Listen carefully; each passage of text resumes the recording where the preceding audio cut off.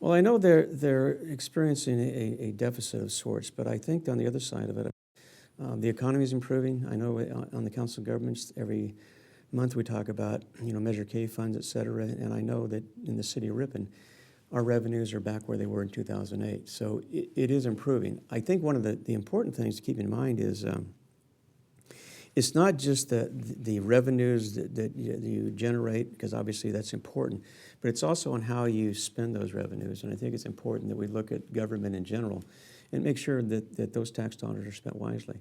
So it's kind of a combination of both income coming in and making sure that you have available to provide the services necessary, and on the other side, making sure you don't waste that money once you have it.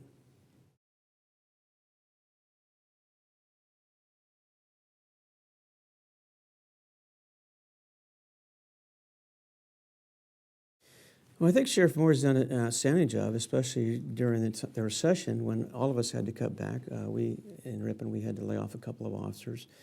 But I think he's maintained his budget.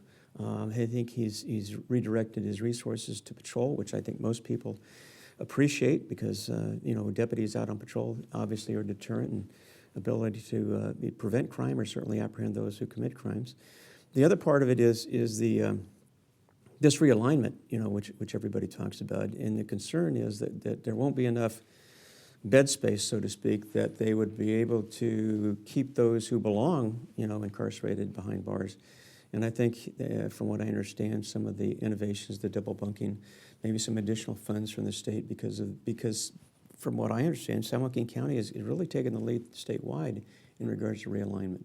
So I think the direction of patrol resources, the Rural Crime Task Force that he has originated, which he's added additional deputies.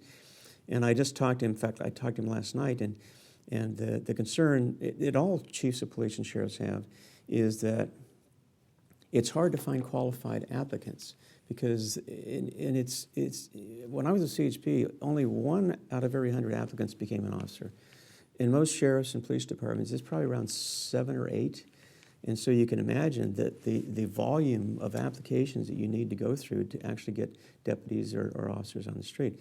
He's looking at possibly, although he has, I think, 3 positions currently vacant, but potential, and this one's in cycles, is maybe as many as 26 retirements, which, again, kind of leave a void or a vacuum that it's difficult because of the academy and because of the hiring process.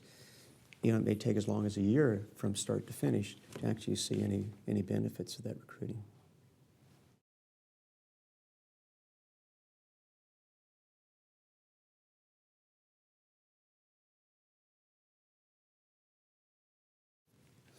Well, it's interesting you bring that up because in the beginning, there was some talk, in various circles about, north, south, et cetera. And I would only say this, that it's interesting because we used to be in the 5th District, which included Tracy. But the realignment of the 4th District, really the demographics and basically the values are almost identical from Ripon all the way up to Thornton.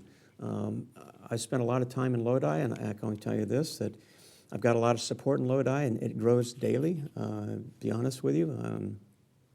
I had a gentleman call me yesterday, and he wanted a bunch of signs, and that's becoming a dilemma because I'm running out of signs. And this is in North County.